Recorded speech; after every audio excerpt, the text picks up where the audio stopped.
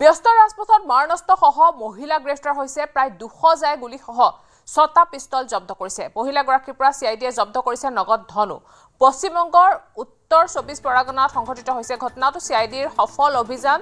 মহিলাগৰাকীয়ে সৰবৰাহ কৰিছিল অবৈধ মাৰণাস্ত্ৰ।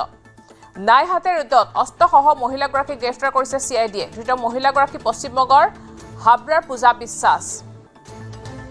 বিহাৰৰ মুংগেৰৰ পৰা মহিলাগৰাকীয়ে সৰবৰাহ কৰিছিল মাৰণাস্ত্ৰখিনি।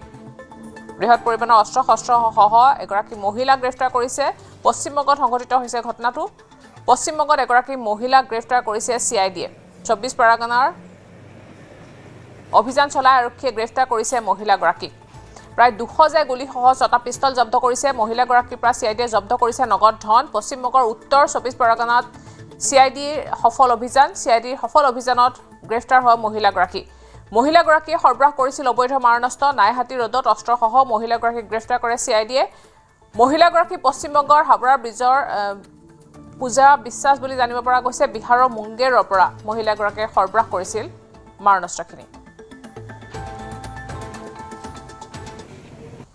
আজ থেকে দেখলাম বহুত অস্ত্র, গুলি, রিভলভার সব কিছু পাওয়া গেছে। সারা রাজ্যে তো এখন এইসব চলছে। পুলিশ খুব ভালো কাজ করেছে। আশা করি পুলিশ সব জায়গায় এইগুলো তদন্ত করুক, আরো অনেক জায়গায় পাড়ায় পাড়ায় এইসব পাবে। আজ থেকে দেখলাম বহুত অস্ত্র, গুলি, রিভলভার সব কিছু পাওয়া গেছে। সারা রাজ্যে তো এখন এইসব চলছে। পুলিশ খুব ভালো কাজ করেছে।